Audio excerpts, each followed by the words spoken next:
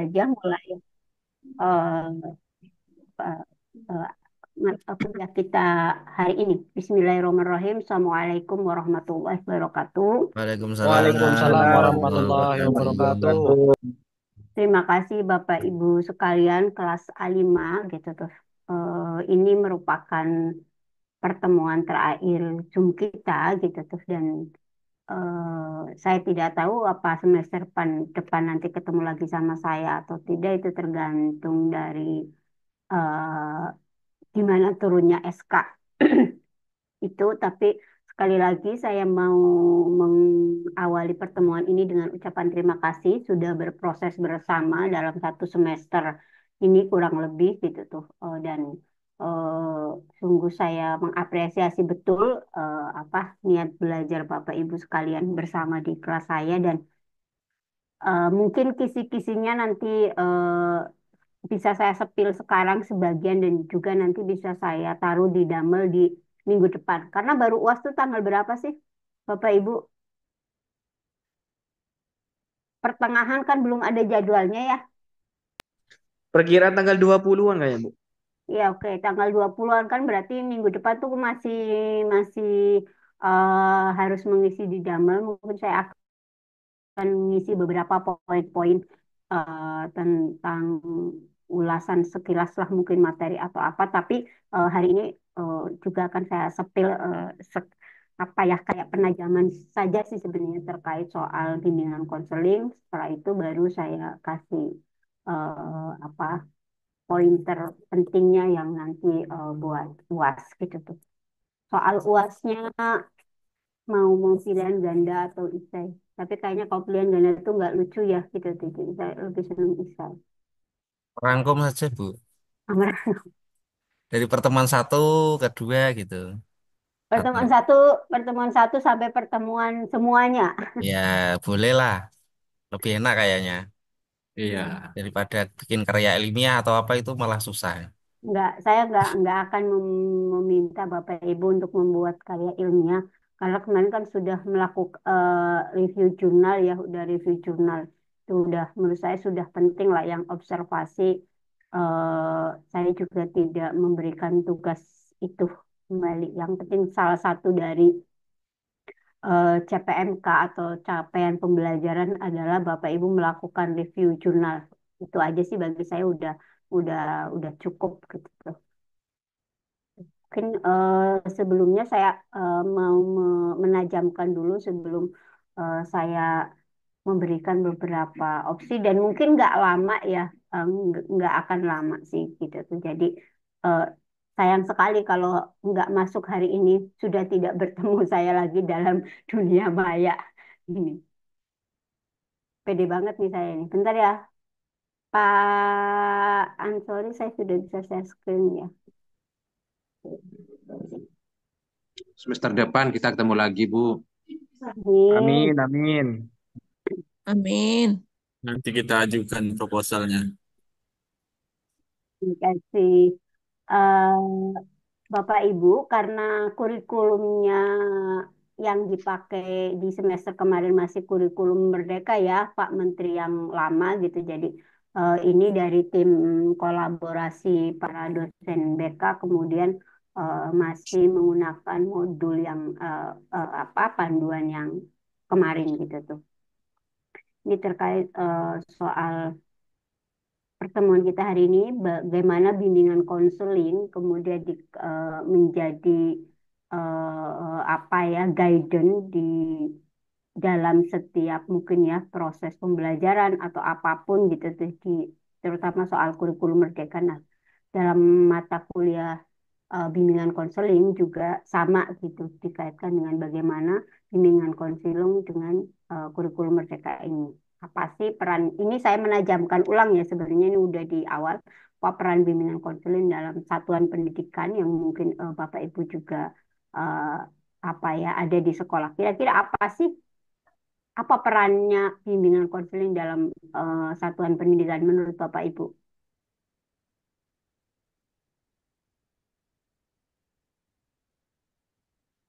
Ada perannya nggak sih? Penting apa enggak gitu tuh? Sesuai namanya, Bu. Bimbingan konseling itu yang Mm-mm. membimbing.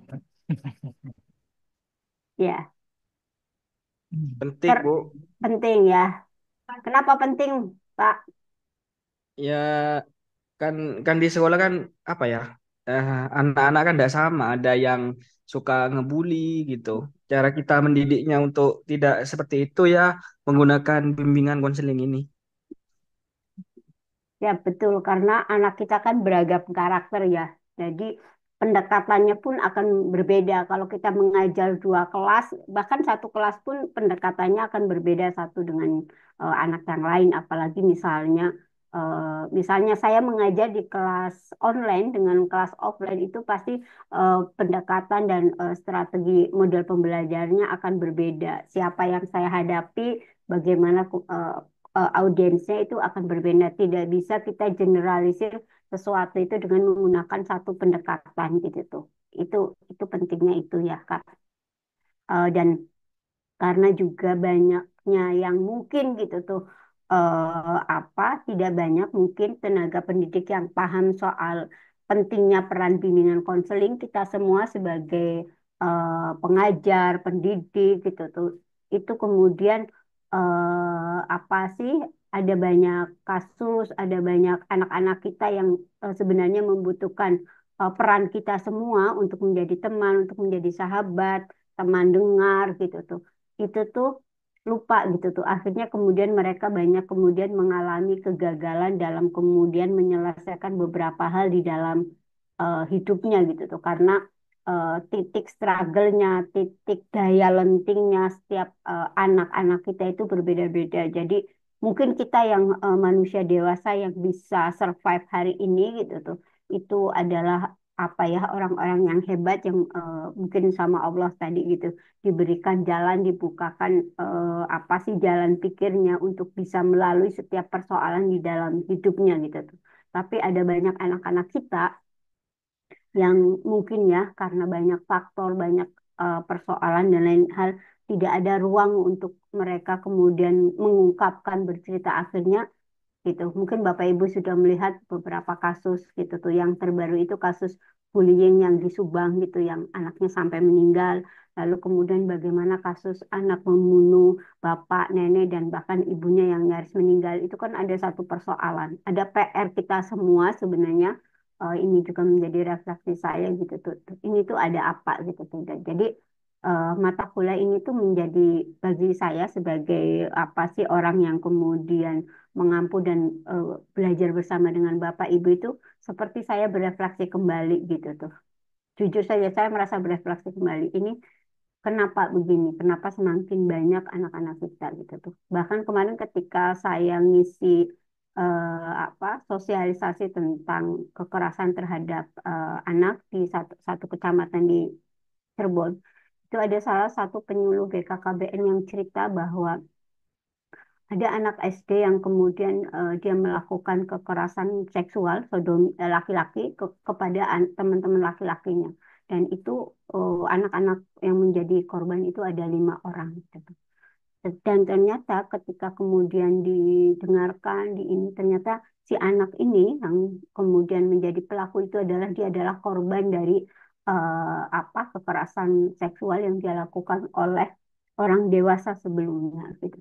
Dan ketika ditelusuri lagi ternyata dalam konteks dia secara pribadi dia adalah anak dari korban broken home gitu tuh. Jadi ternyata banyak lagi gitu tuh dan itu ada banyak sekali lapisannya gitu tuh jadi kemarin saya bilang ke penyuluh BKKBN-nya bilang tolong terus temani anak ini gitu tuh bagaimana kemudian dia juga bisa apa sih terus bisa pulih gitu tuh karena masih sangat kecil gitu untuk anak-anak yang menjadi korban juga anak-anak sebagai pelaku karena ini kan pelaku juga adalah korban gitu.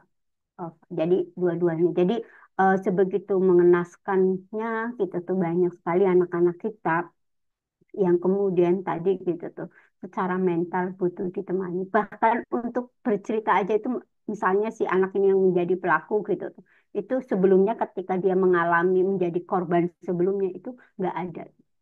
Karena bapak ibunya juga sudah berpisah jadi ya mereka nggak punya ruang apa namanya untuk bercerita dan akhirnya dia merasa sendiri, merasa merasa tidak punya orang tua, merasa bahkan stigmanya gitu tuh. Ini menjadi bahan refleksi ya Bapak Ibu, kita semua di apa sebagai tenaga pendidik di mata kuliah ini gitu. Dan apa sih pertanyaan kedua ini, mengapa layanan dan bimbingan dan konseling menjadi penting dari dalam kurikulum Merdeka itu, seperti dari awal gitu tuh bahwa apa bimbingan konseling itu bukan karena kasus, tapi bagaimana kemudian kita bersama gitu tuh menemani anak-anak untuk membantu mereka tadi menemukan potensi, membantu mereka kemudian mengarahkan, memandu, membantu mereka menemukan cita-citanya, mau melangkah ke jenjang berikutnya gitu tuh. Karena bisa jadi mungkin ruang di rumah dia tidak temukan, ketika di sekolah dia menemukan bapak ibu guru yang bisa menjadi ruang aman, ruang nyaman, ruang kemudian apa sih berdialog. Tak pikir bapak ibu bisa menyelamatkan generasi kita semua gitu tuh, bangsa kita untuk terus merawat Indonesia gitu tuh. Itu dengan membantu mereka menemukan apa yang menjadi cita-cita dan mimpinya di esok dan masa depan mereka gitu tuh. Itu sih hal still hal sederhana gitu. Nah, ini bagaimana implementasinya ya? Implementasi layanan bimbingan konseling dalam kurikulum Merdeka ya, Bapak Ibu bisa mempraktekkan itu menjadi guru yang menyenangkan, menjadi sahabat gitu tuh bagi anak-anak kita semua dalam tadi menemukan apa sih apa yang mereka ingin capai di esok dan masa depannya gitu tuh. Itu menjadi penting sehingga potensi mereka muncul gitu tuh, mimpi mereka juga tervalidasi gitu tuh, tidak kemudian diabaikan atau bahkan dipaksakan. Bapak Ibu tahu kasus yang kemarin di Jakarta itu yang anak membunuh hampir satu keluarganya itu kan ya? Iya, Bu. Ya, mengikuti Bu Ika gitu tuh. Oke, makasih. Itu tuh ternyata ketika kemudian didengarkan, didekati secara baik, anak baik, ternyata dia anak tunggal gitu tuh. Ternyata anak ini itu mengalami tekanan depresi yang luar biasa gitu tuh. Saya menyayangkan perilakunya, tetapi perilaku muncul itu kenapa gitu tuh. Anak-anak ya, itu kenapa? Dari mana asalnya? Ternyata anak ini adalah, ini saya sampai bergetar yang ngomongnya, itu adalah anak yang dalam tekanan orang tua. Bapak ibunya sukses, merasa menjadi orang hebat gitu tuh. Dan apa sih, memaksa menekankan anaknya harus pintar, harus sekolah ini, harus les ini, itu dari usia belia gitu tuh. Dan anak ini tidak pernah diberi kesempatan untuk mengungkapkan apa yang ingin dia apa ya yang dia inginkan atau dia pengen apa gitu tuh. Bahwa sebagai orang tua pasti apa sih ingin mengarahkan yang terbaik, tetapi pernah nggak gitu tuh orang tua ini mendengarkan anaknya. Jadi beberapa apa sih rekam jejak mungkin ya, sepenggal tulisan kecil-kecilnya di medsos itu tentang bagaimana dia butuh main itu butuh main, tetapi misalnya bapak ibunya memaksa untuk ini itu loh, itu anak-anak gitu tuh. Jadi eh, apa namanya, itu ternyata luar biasa sekali. Jadi ini juga refleksi buat kita semua gitu tuh. Sebagai orang dewasa, kadang-kadang kita punya ekspektasi atau mimpi yang tertunda di masa lalu, lalu kemudian kita memaksa gitu tuh, memaksa atau menginginkan tanpa sadar kadang-kadang anak-anak kita itu harus jadi ini, yang sebenarnya itu adalah mimpi kita di waktu dulu gitu tuh, atau apapun itu. Jadi eh, mari gitu, tolong hati-hati dan untuk apa ya tidak melakukan itu gitu tuh, karena dampaknya kadang-kadang luar biasa seperti yang mungkin bisa kita lihat beberapa hari ke belakang ini, minggu-minggu kemarin. Ah, itu tiga pertanyaan ini kemudian meskipun ini hasil rembuk bersama Prof. Widodo dan semua yang lainnya, pasti prosesnya tiap dosen berbeda-beda dan saya meng apa ya benar-benar apa ya menebalkan tiga pertanyaan itu menjadi bahan refleksi yang luar biasa di mata kuliah bimbingan konseling, terutama saya pribadi sebagai dosen pengampu gitu yang menemani Bapak Ibu belajar bersama dan semoga saya juga bisa terus mengimplementasikan itu menemani dan membantu sedikit atau apapun lah di dalam hidup saya juga di mahasiswa-mahasiswa saya di kampus yang berbeda. Ini ini saya pikir ini nggak perlu ya. Ini juga sama. Merdeka belajar, mungkin Bapak Ibu juga sudah banyak tahu ini adalah para guru, siswa, serta orang tua bisa mendapatkan suasana yang bahagia sebenarnya, tapi kadang-kadang juga semoga itu bisa terimplementasi. Ini yang paling penting Bapak Ibu dari apa bimbingan konseling di ini adalah yang pertama aspek layanan ini, bagaimana tadi pengembangan pribadi gitu tuh. Kita sama-sama menemani anak-anak kita gitu tuh atau siswa-siswi santri gitu atau bahkan anak kita sendiri itu mengembangkan pribadinya gitu tuh karena hidupnya anak-anak kita ya hidupnya mereka gitu tuh hidupnya kita ya mungkin di masalah ya hidupnya kita gitu tuh mungkin saya sedikit apa mengambil hikmah dari kata-katanya Jalaluddin Rumi gitu tuh yang kemudian bilang tuh anakmu bukan anakmu gitu dari Alil Gibran itu penting banget gitu jadi bahwa anak itu anugerah titipan semuanya gitu tuh jadi mari gitu tuh kalau apa terhadap anak, terhadap siswa gitu tuh. Lebih didorong pada mensupport gitu tuh apa yang menjadi mimpinya sehingga pengembangan pribadinya bisa bisa lebih maksimal. Mengembangkan kehidupan sosial. Bagaimana anak-anak dengan kerentanan yang luar biasa gitu tuh mereka yang masih bergantung semua-muanya terhadap orang dewasa kerap kali kemudian menjadi orang yang paling lemah dan mudah sekali untuk atau mudah sekali mengalami banyak sekali kekerasan gitu tuh apapun bentuknya baik fisik, psikis bahkan secara sosial gitu karena dianggap adalah anak-anak belum punya pengalaman, belum punya ini, belum punya itu. Tapi anak adalah manusia yang mereka punya akal pikiran. Jadi tolong kadang-kadang pendapat anak-anak juga dipertimbangkan.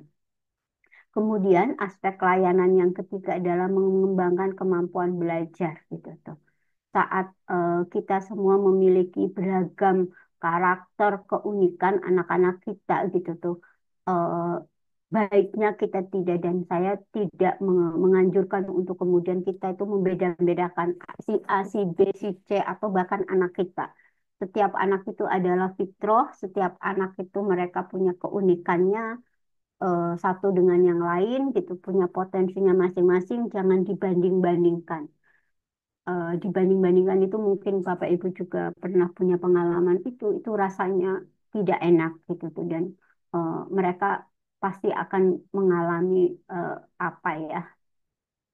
apa ya rasa oh saya tuh nggak pintar ya dari kakak gitu kakak tuh pintar bisa ranking satu main basket punya piala punya apa misalnya lalu kemudian karena dibandingkan kamu nggak bisa seperti kakak gitu tuh itu yang apa namanya eh, jadi jadi apa sih jadi bahan apa sih bahan bahan refleksi yang menurut saya gitu tuh jangan membanding-bandingkan lalu yang terakhir itu dalam aspek bimbingan konseling itu adalah pengembangan karir gitu kita sebagai guru, sebagai orang tua, sebagai orang dewasa gitu tuh.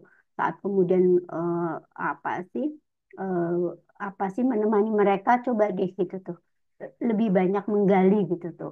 Apa sih ke depan mereka mau apa dan mungkin kalau kita punya sedikit pengetahuan, pengalaman itu juga bisa disaringkan. Bagaimana ketika mereka memilih untuk menjadi guru, menjadi polisi, menjadi apapun gitu kita support dan juga eh, bukan hanya yang apa misalnya sekedar baiknya jelaskan aja eh, kurang lebihnya apapun itu gitu tuh tapi apa tetap pikirannya ada Bapak Ibu sebentar ya saya ada telepon izin sebentar sebentar dulu sebentar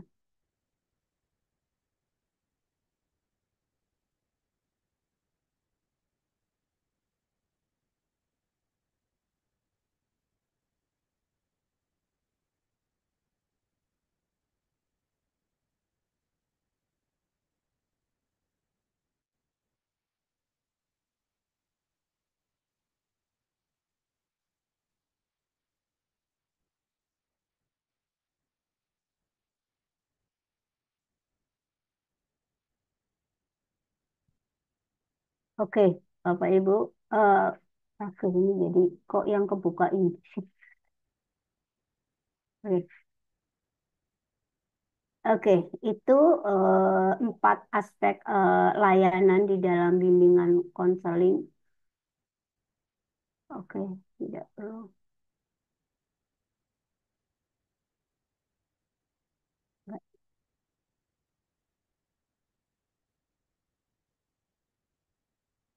Oke, dalam konteks layanan bimbingan konseling di kurikulum itu adalah guru mendampingi dan memotivasi untuk tetap semangat dalam pembelajaran. Ini juga sebenarnya bisa juga dipraktekkan di rumah, dimanapun gitu. Guru membantu kesulitan belajar siswa tetap dengan protokol ini nih zaman COVID ya. Jadi itu.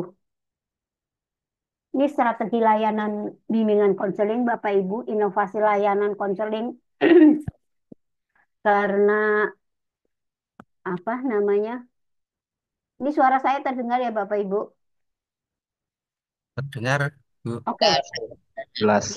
ini yang terakhir dari saya itu manfaatkan apa kecanggihan teknologi hari ini bisa tadi inovasi layarnya Bapak Ibu bisa entah itu WhatsApp atau apapun gitu tuh atau misalnya juga lewat media sosial lainnya gitu kolaborasi dengan guru gitu tuh. Jadi saya bilang terkait soal apa bimbingan konseling gitu bahwa kalau di Bapak Ibu ada guru BK gitu tuh atau bisa kolaborasi dengan guru-guru lain atau juga bisa misalnya karena misalnya lembaga Bapak Ibu bisa bekerja sama dengan misalnya lembaga layanan yang kemudian itu ada atau dengan psikolog atau itu penting ketika ada kasus-kasus tertentu misalnya yang memang butuh gitu tuh untuk penanganan lebih secara klinis misalnya. Nah, Bapak Ibu tidak kewalahan.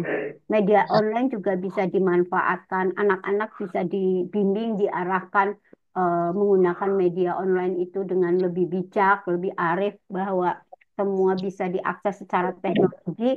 Jangan lupa diarahkan tentang kelebihan, kekurangan, lalu apa gitu tuh. Dan mereka diajak dialog gitu. Kelas 8. Nah, apa namanya? Transformasi apa namanya transformasi digital ini kemudian menjadi penting gitu untuk Bapak Ibu gunakan. Konseling online juga bisa dilakukan misalnya saat Bapak Ibu sudah di rumah ada anak-anak yang mungkin butuh itu gitu tuh.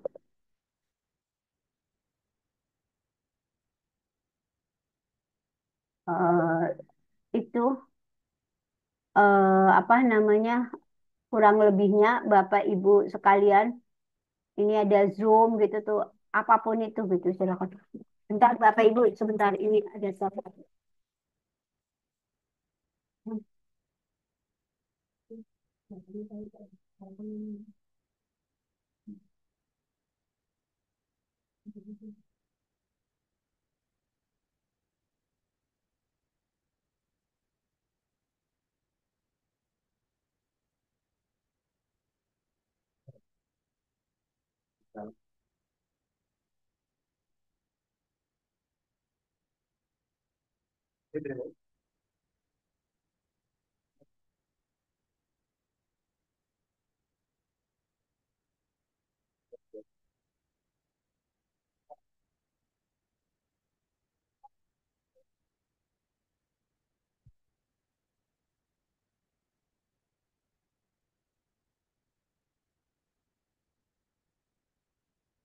Halo Bapak Ibu, mohon maaf ya, apa namanya eh, tadi eh,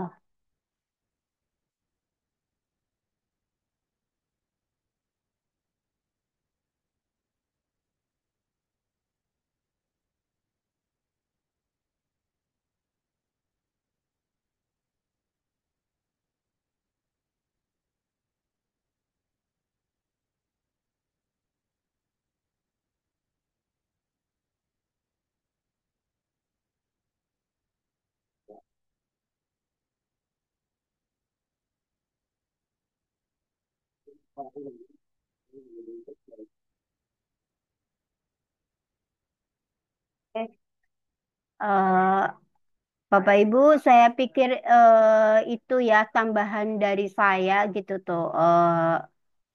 Ini terakhir itu eh, apa dampak yang mungkin ya. Ini juga saya akan sharingkan terkait dengan beberapa pengalaman saya secara pribadi gitu tuh. Dampak yang paling penting ketika kita bisa menemani misalnya anak kita gitu tuh dengan terbuka, dengan menyenangkan, dengan demokrasi tanpa kemudian memaksakan kehendak kita itu dan mengajak anak untuk berpikir ini kurang lebih SWOT-nya, analisis SWOT-nya itu yang mungkin bisa kemudian berdampak pada anak kita itu mampu berpikir secara kritis gitu tuh, melihat persoalan, memilih sesuatu gitu tuh karena ada pengarahannya. Lalu apa namanya pembelajaran secara mungkin ya bisa juga dilakukan beberapa soal pembelajaran online. Mengatasi tadi gitu tuh, mengatasi beberapa siswa yang kemudian mengalami stres berlebih gitu tuh, mengalami stres berlebih apa namanya karena apa karena apa sih tidak ada ruang gitu tuh tidak ada ruang atau orang yang mengarahkan gitu tuh mereka bingung atau yang memvalidasi tentang beberapa keresahan beberapa yang apa sih mimpinya dia tidak ada yang memvalidasi jadi akhirnya kemudian timbulnya stres overthinking kalau bahasa anak sekarang gitu tuh overthinking dan mereka kalau sudah overthinking itu bisa muncul kecemasan, kekhawatiran, insomnia, banyak lah, banyak imbasnya dari siswa stres itu atau kemudian mengalihkan dengan melakukan beberapa perilaku-perilaku yang mungkin dianggap teman-temannya, gurunya itu menyebalkan atau orang tuanya itu menjadi misalnya, oh kamu nakal, keluyuran, begini-begini, tapi sebenarnya ada sesuatu yang menyebabkan dia begitu. Kenapa gitu tuh pertanyaannya itu. Kenapa begitu? Nah, ketika kita kemudian mampu mengimplementasikan bimbingan konseling itu dengan baik, muncul daya kreatif dan reflektif dari anak itu, dari anak-anak yang kemudian kita temani itu gitu tuh.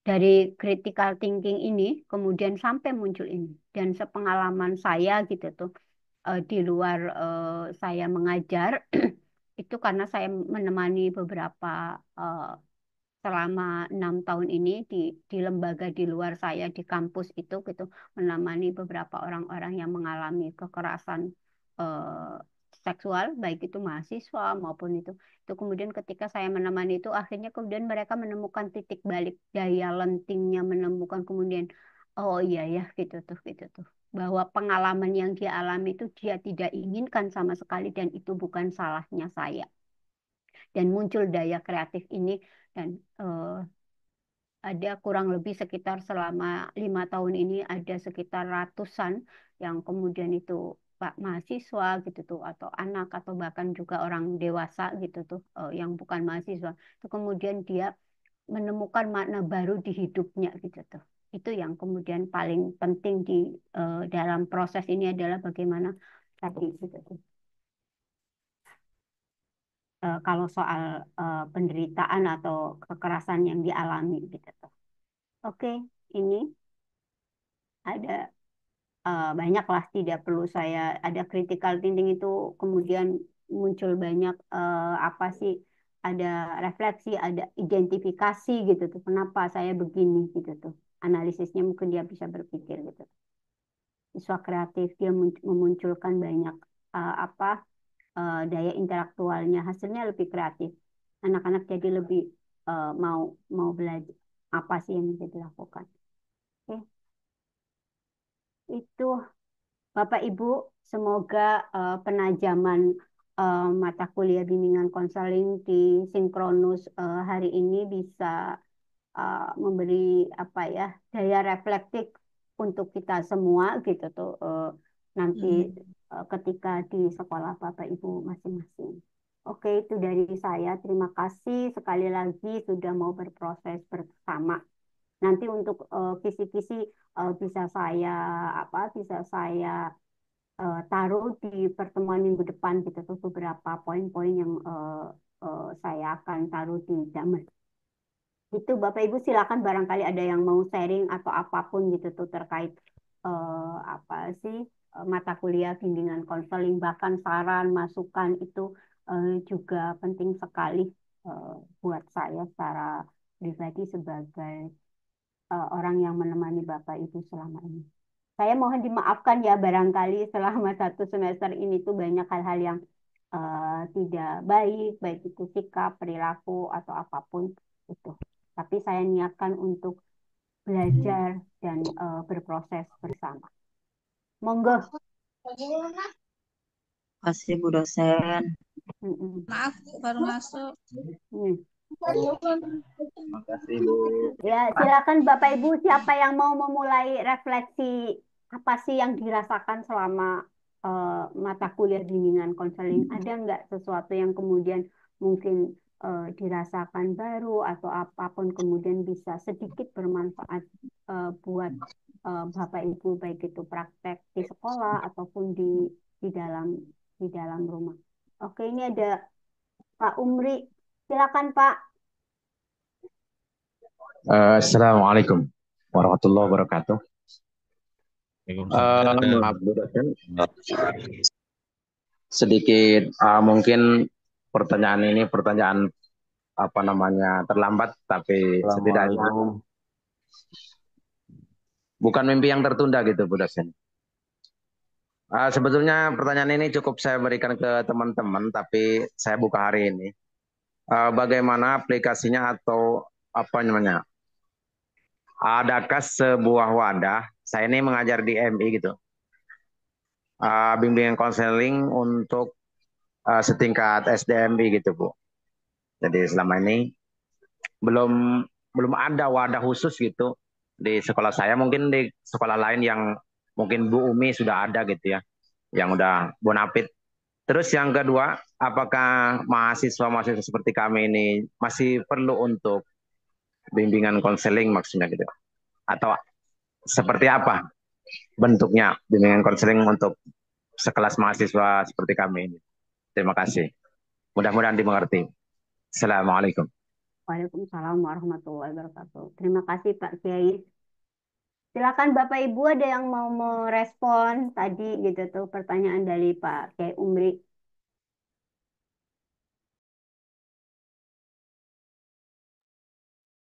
Ada nggak wadah gitu tuh atau yang sudah ada praktek baik gitu tuh maksudnya meskipun saya tahu ya guru BK itu di sekolah-sekolah dasar itu belum ada, tetapi ini informasi semoga itu terimplementasi dengan baik gitu tuh. Pak Menteri yang baru itu sekarang mencanangkan bahwa bimbingan konseling itu harus dimulai dari pendidikan dasar, salah satunya dari MISD gitu tuh, itu harus mulai sudah ada karena eh, sebenarnya bimbingan konseling itu kan memang dari sejak dini gitu tuh, dari sejak dini gitu tuh. Mungkin Bapak Ibu hari ini kita bersama-sama sudah belajar sedikit banyak punya kerangka pengetahuan itu bisa mulai dipraktekkan di anak-anak kita yang misalnya masih kecil gitu. Dan Pak Menteri sudah mencanangkan itu, semoga itu bisa terimplementasi dengan baik. Atau mungkin ada Bapak Ibu di sekolah yang memang sudah membuat apa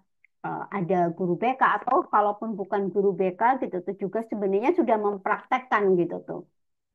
Gitu tuh sudah mempraktekkan layanan buat atau layanan bimbingan konseling ya buat siswa-siswinya di sekolah. Silakan Bapak Ibu.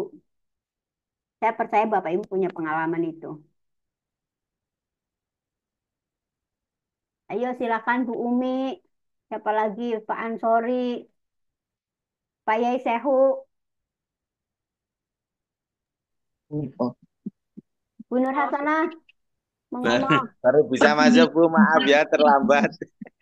Yang terlambat tidak dimaafkan loh Pak. Masalahnya tadi malam itu malam Jumat Bu, jadi ya raga gimana? Itu bukan masalah itu Pak. Ya Kalau bukan itu Allah. bukan masalah itu. Masalahnya Nah, berpengaruh. berkah itu malam Jumat itu.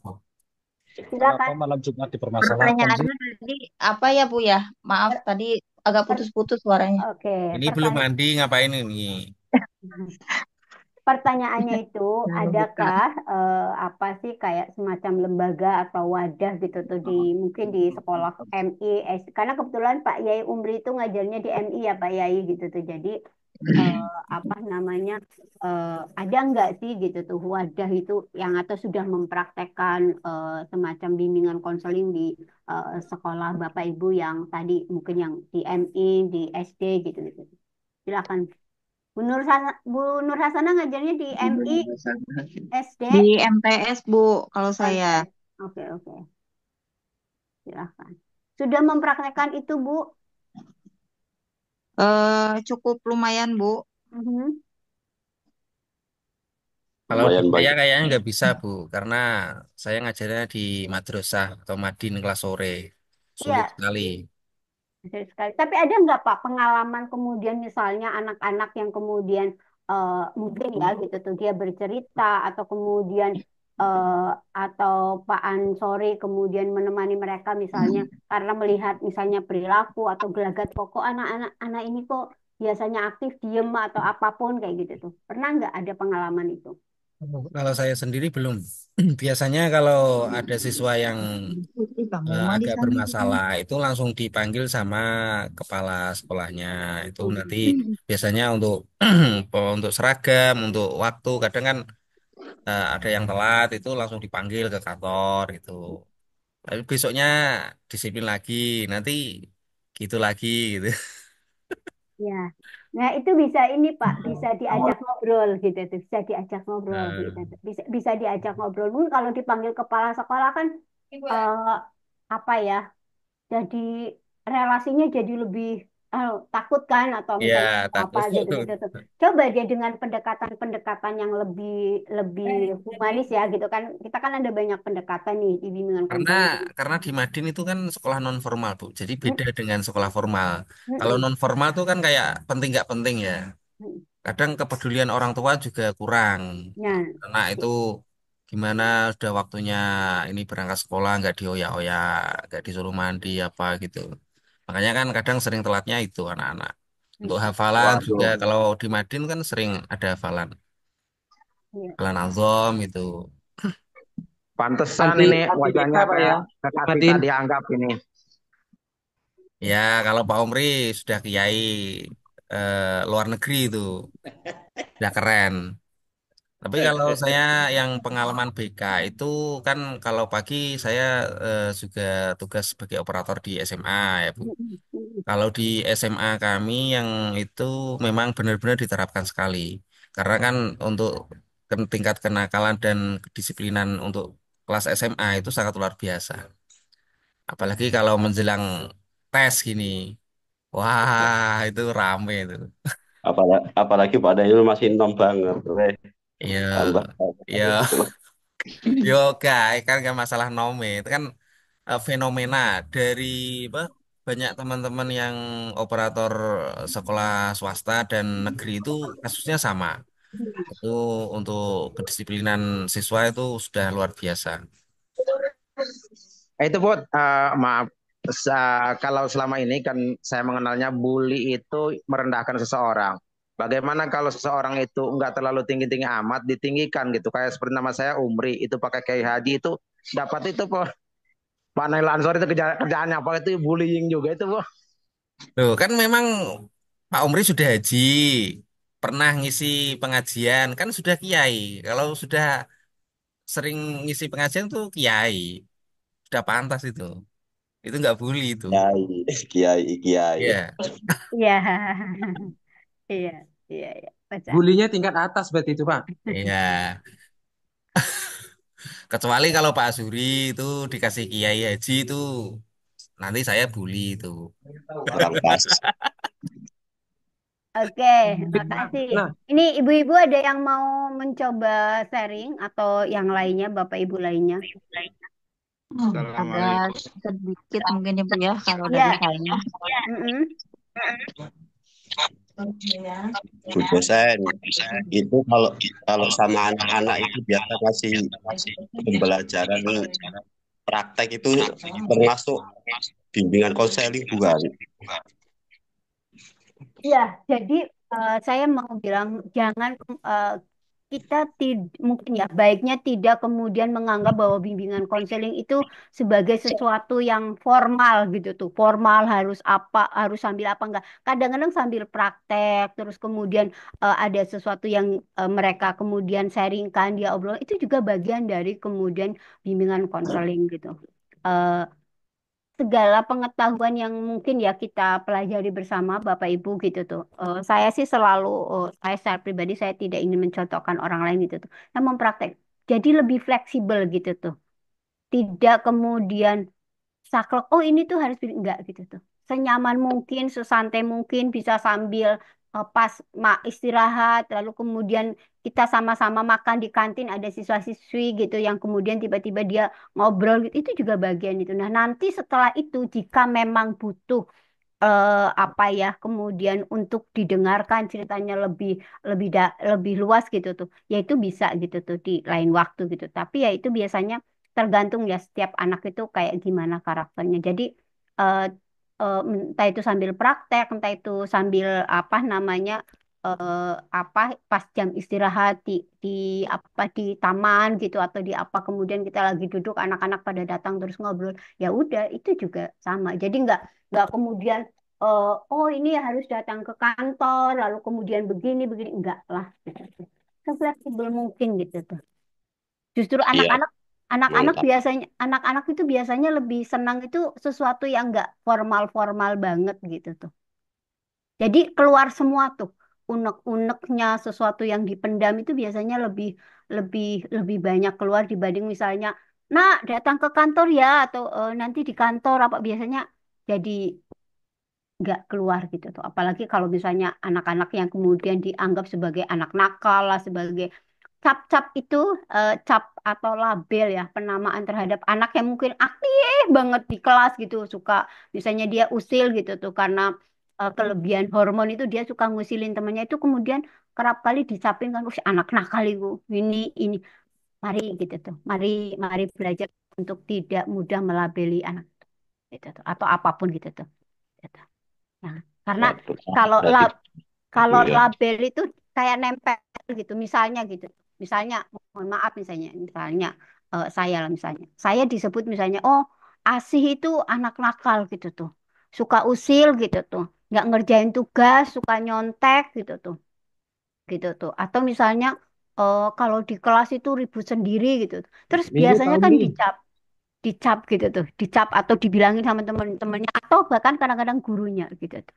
Padahal mungkin bisa jadi si AC itu ada sesuatu yang kemudian membuat dia itu begitu.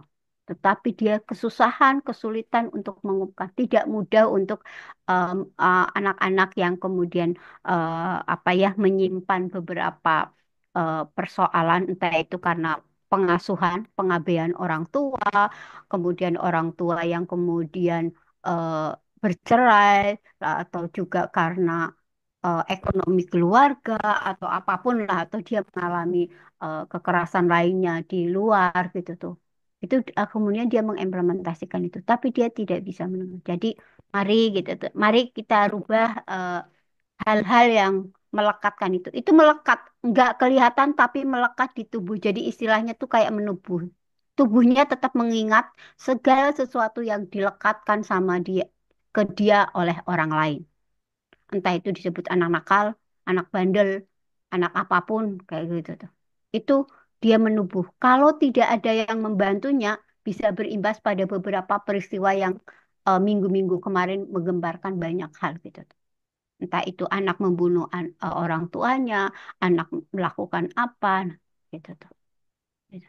Ya ini menjadi bahan refleksi kita bersama-sama sih Bapak Ibu ini juga saya tidak menggurui sekali lagi tapi ini pengalaman saya menemani beberapa orang yang kemudian hampir rata-rata persoalannya adalah pola pengabaian yang dilakukan oleh orang dewasa dan ketika kemudian saya ketemu bapak ibunya juga bapak ibunya ini orang tuanya itu juga tidak tahu cara mendidik anak yang baik itu apa taunya dia mendidik itu begitu tuh taunya dari orang tua sebelumnya itu dia mengalami itu waktu dulu waktu beliau-beliau kecil itu juga mereka diperlakukan sama seperti yang kemudian seolah-olah itu cara mendidik anak yang baik. Padahal sebenarnya dia punya trauma itu dan traumanya diturunkan lagi ke anaknya.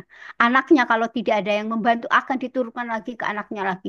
Sampai berapa? Sampai tuh kalau itu tidak ada yang membantu, ya itu akan terus gitu tuh.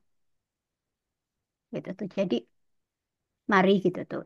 Mari pelan-pelan belajar untuk tidak tidak memberi label atau tadi apapun yang mungkin ya bernada negatif terhadap siapapun orang terdekat kita bahkan gitu. Oke, terima kasih ada Pak Yasin yang sudah angkat tangan. Silakan Pak Yasin, monggo. Baik Bu, di lembaga kami ini kan mengenai penanganan bimbingan konseling masih belum ada. Jadi apabila ada siswa yang belum disiplin, sering tidak masuk sekolah, itu biasanya ditangani oleh eh, siswa yang lulus. Karena sekolahan kami masih terhubung dengan yayasan atau pondok pesantren, jadi yang menangani itu kakak kelas yang telah lulus. Jadi masih belum ada semacam guru bimbingan konseling. Saya ingin bertanya, Bu, seberapa pentingkah guru bimbingan konseling di dalam sebuah lembaga?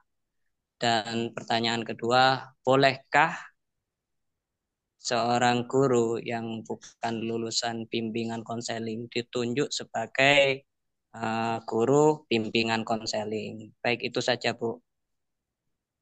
Oke, terima kasih Pak Yasin. Saya justru balik bertanya, menurut Pak Yasin gitu, penting nggak ada ada ada bimbingan konseling itu di sekolah menemani anak itu? Menurut saya pribadi sangat penting sekali, Bu. Lakukan itu, Pak. Lakukan gitu. Siapapun dia gitu, ketika dia kemudian bisa menemani. Jadi saya sekali lagi saya mau bilang gitu tuh. Pengetahuan ini tuh bukan karena keterbatasan resource ya gitu tuh, misalnya sumber daya gitu tuh kan, misalnya resource-nya tidak ada yang dia lulusan spesifikasi guru bimbingan konseling, tidak apa-apa ketika kita punya pengetahuan atau kita punya apa sih pemahaman tentang oh ya orang ini bisa ditemani, ya udah temanin aja gitu tuh, ditemani gitu tuh, gitu bantu dia gitu tuh sebisa kita agar dia tidak tadi gitu tuh terjebak pada hal-hal yang sampai kemudian membahayakan dirinya atau bahkan membahayakan orang lain gitu. Itu sih Pak gitu tuh. Jadi bukan bukan lulusan BK juga nggak apa-apa gitu tuh, menemani orang-orang yang kemudian mengalami. Saya bukan bukan lulusan bimbingan konseling, Pak. Saya bukan lulusan bimbingan. S1 saya itu biologi gitu tuh. S2 saya manajemen pendidikan, tetapi saya banyak kemudian apa sih karena apa ya pengalaman pribadi dan saya seneng di apa sih suka belusukan gitu. Saya suka ini aja ya suka suka menemani anak-anak eh, di pinggir jalan, di lampu-lampu merah, di tempat-tempat prostitusi kayak gitu tuh. Jadi saya saya belajar banyak tentang hidup ini dan saya eh, kemudian membaca mengikuti beberapa short course tentang apa sih mental health, tentang wellness, tentang bagaimana membuat ruang aman dimulai dari diri saya. Tapi sebenarnya eh ketika saya di pesantren itu kan saya selalu diingatkan sama guru saya gitu, sama kiai-kiai saya, sama bunyai saya gitu tuh. Orang yang paling baik gitu. Kita hidup tuh untuk apa sih kalau nggak bermanfaat buat orang lain, sedikit atau banyak gitu tuh. Jadi orang orang kalau melihatnya ke atas itu kan kurang syukurnya ya. Mungkin ini Bapak Ibu banyak Bapak Ibu kiai gitu, bunyai gitu tuh. Tapi ketika saya ditinggal meninggal oleh anak saya, ini saya cerita aja. Nah, saya punya anak gitu tuh. Saya diberi titipan sama Gusti Allah ketika saya menikah sudah 3 tahun. Lalu kemudian di usia anak saya 1 tahun 10 bulan itu kemudian anak saya pulang lebih dulu dan itu menjadi apa ya, menjadi proses hidup saya gitu tuh. Gitu tuh. Saya kemudian banyak belajar ketika tiap malam itu saya pergi ke lorong-lorong kota gitu. Saya melihat banyak tunawisma, banyak anak-anak, banyak orang-orang yang mungkin tidak seberuntung saya gitu. Dan gitu kan ada istilah begini, "Nah, kalau kamu ingin melihatku gitu, lihatlah orang yang kelaparan, lihatlah mereka yang tidak baik-baik saja di sana." Jadi itu yang kemudian menjadi proses pembelajaran hidup saya dan itu saya selalu praktekkan ke semua mahasiswa saya untuk ya udah gitu tuh apapun yang kamu pelajari bimbingan konseling ketika bimbingan konseling kayak mata kuliah sekarang ini gitu tuh lakukan itu tidak harus mereka yang dari bimbingan konseling ketika kamu bisa membantu dan menemani mereka yang sedang membutuhkan temani gitu. Sampai guru saya siapapun yang datang ke rumahmu gitu tuh rumahmu harus dibuka siapapun yang datang ke lembagamu apapun wujudnya apapun mereka latar belakangnya mereka anak pang mereka anaknya PSK mereka layani mereka dengan baik gitu tuh. Dan itulah yang paling penting Pak Yasin gitu tuh. Jadi tetap gitu tuh temani itu tuh. Tidak usah minder karena saya bukan lulusan dari apa jurusan bimbingan konseling, tapi Bapak Ibu sekalian punya pengetahuan ini gitu tuh dan pasti sudah mempraktekkan meskipun baru ketemu mata kuliahnya. Oh, ternyata ada mata kuliahnya dan pendekatannya sangat banyak gitu tuh tidak sama satu dengan yang lain. Itu Pak Yasin gitu tuh, tetap temani anak-anak gitu tuh, eh, dibuat ruangnya. Kadang-kadang tidak harus kemudian ada pelangnya bimbingan konseling, enggak lah gitu tuh. Ruang udara atau apapun namanya gitu tuh. Nama itu kadang-kadang eh, jadi menakutkan kalau kemudian itu seolah-olah menjadi sesuatu, wah ini bermasalah nih atau ada apa. Padahal bisa jadi dia datang ke Pak Yasin atau ke Pak Kiai Umri itu untuk kemudian hanya memvalidasi. Saya tuh mau masuk pondok pesantren ini, saya tuh mau masuk ke SMA ini, saya mau masuk ke SMK ini. Gimana menurut Bapak kan? Karena dianggap sebagai orang yang punya pengalaman sama pengetahuan lebih dulu. Itu ya Pak Yasin gitu tuh. Lebih ke Boleh, tempat curhat gitu ya Bu ya. Iya, mungkin istilah boleh bijak tanya gitu ya. lagi, Bu. Oh iya, nggih Pak Yasin. Ibu kan sudah pernah terjun ke lapangan, jadi bisa berkomunikasi dengan anak-anak, Terjun kemana, Pak?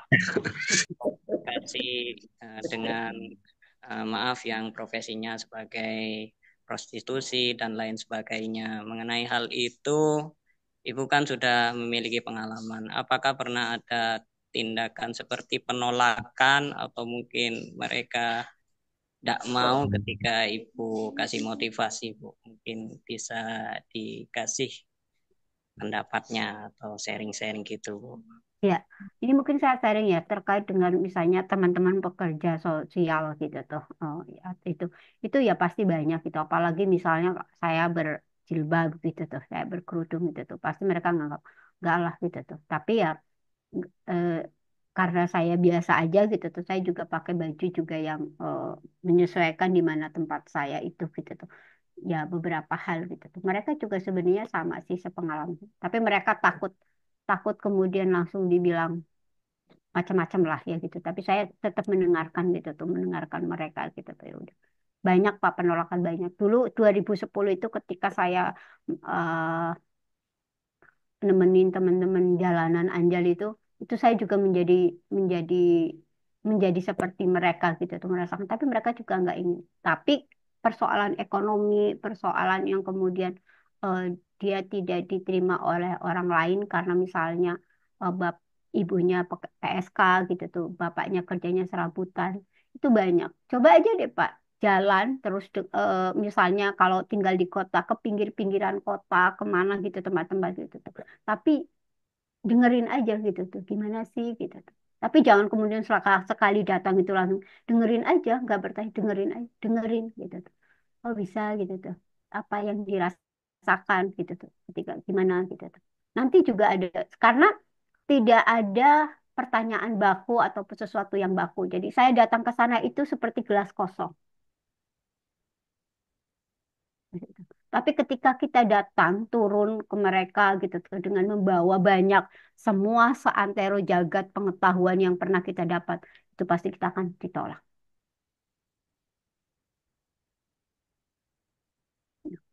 Datang dengan jiwa yang Oke, kita mau belajar ke sana gitu. Mendengarkan gitu. Tidak membawa semua kerangka pengetahuan yang Bapak Ibu punya apapun itu gitu tuh. Itu kalau saya gitu tuh. Jadi datang aja Pak, datang lihat, dengerin, amatin 1, 2, 3 kali. Gitu sih.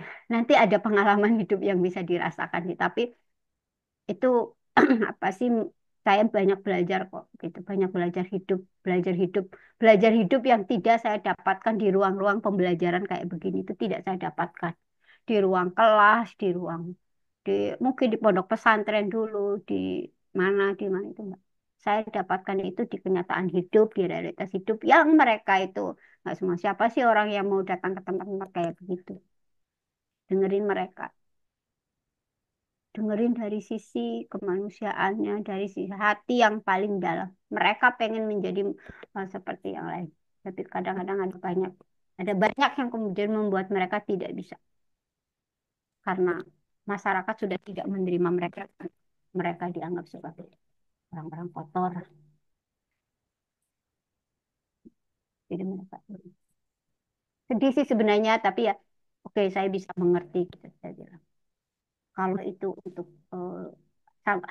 tapi saya percaya gitu tuh mereka di titik tertentu mereka di hati terkecil mereka ada sesuatu yang lebih dalam sebenarnya mereka juga dan beberapa dari mereka kemudian mereka sekarang ya Pak tahu saya sekarang mereka sudah kemudian menemukan jalannya mereka yang dulu ada yang kemudian pernah yang jadi bandar narkoba bahkan gitu tuh itu kemudian mereka menemukan titik baliknya jadi sesuatu yang dianggap buruk itu tiap manusia itu seperti mata uang itu dia akan terus menderita masuk ke dalam atau dia menemukan sebelah sisi itu menjadi titik kebangkitannya atau mungkin kalau di Islam itu ada dapat hidayah lah ya dapat hidayah yang kemudian diistilahkan kalau saya mengistilahkan menjadi titik kebangkitan setiap individu untuk kemudian dia menjadi manusia apa ya apapun istilahnya ya lebih baik lebih eh, dari gitu. Tapi ketika dia memanai misalnya dan dia hanyut gitu, dia memanai sebagai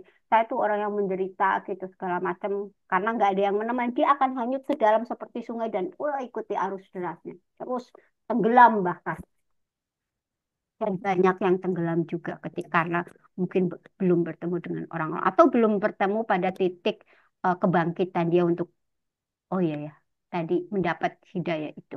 Gitu. Dan kita soal hidayah, soal apa tidak bisa memaksakan pada orang lain. Tetapi ada beberapa teman mahasiswa, anak-anak mahasiswa yang dia jadi bandar loh Pak, jadi bandar narkoba dan saya tahu gitu. Jadi setiap kali datang ke saya, Bu, saya habis ini loh Bu. Oh ya, gitu tuh. Terus apa yang kamu rasain? Iya. Kalau udah selesai itu apa yang ya saya tetap runyam, hidup saya tetap. Lah, jadi selesai apa enggak? Enggak. Terus apa yang bisa kamu lakukan? Jadi diajak dialog aja gitu. Kenapa setelah itu? Tapi tidak menghakimi, tidak menstigma. Istilah orang Jawanya itu diuwongke. Apapun dia itu diuwongke. Orang itu merasa dihargai ketika dia diuwongke. Dulu waktu saya di pondok itu Pak Yai saya bilang, siapapun manusianya diorangkan ya. Diorangkan. Nggak enak kok kalau kita nggak dianggap, kita nggak diorangkan oleh orang lain itu sakit gitu.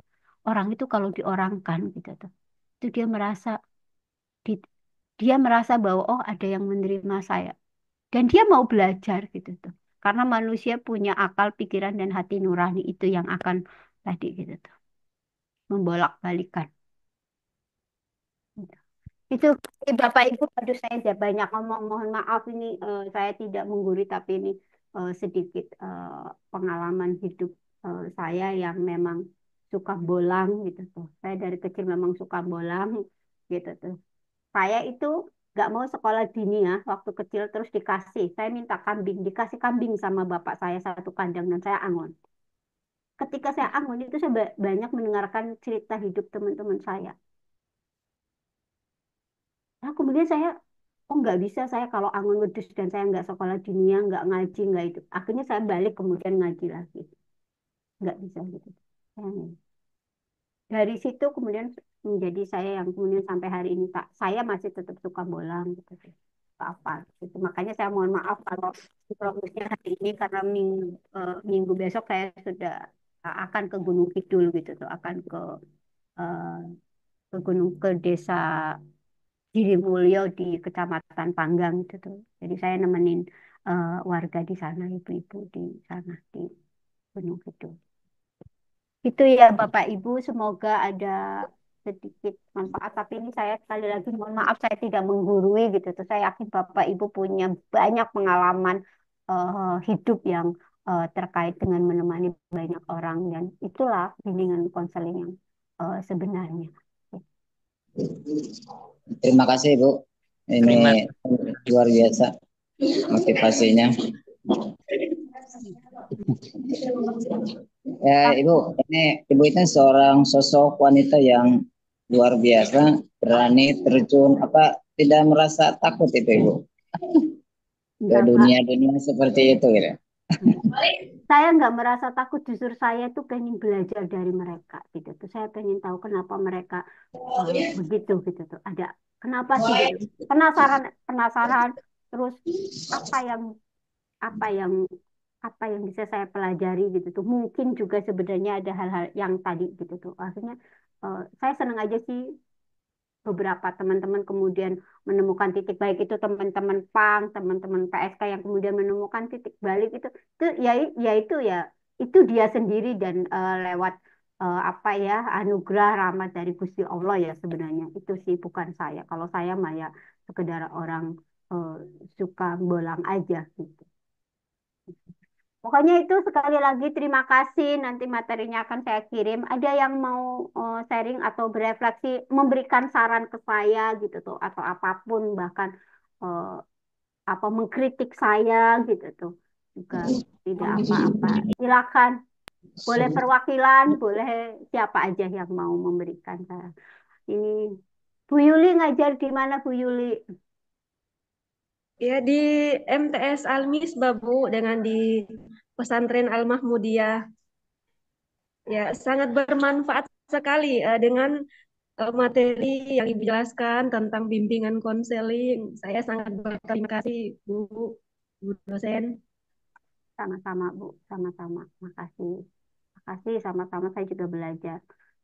Silakan Bapak Ibu sebelum saya akhiri sinkronus ini gitu tuh dan ini pertemuan sinkronus terakhir.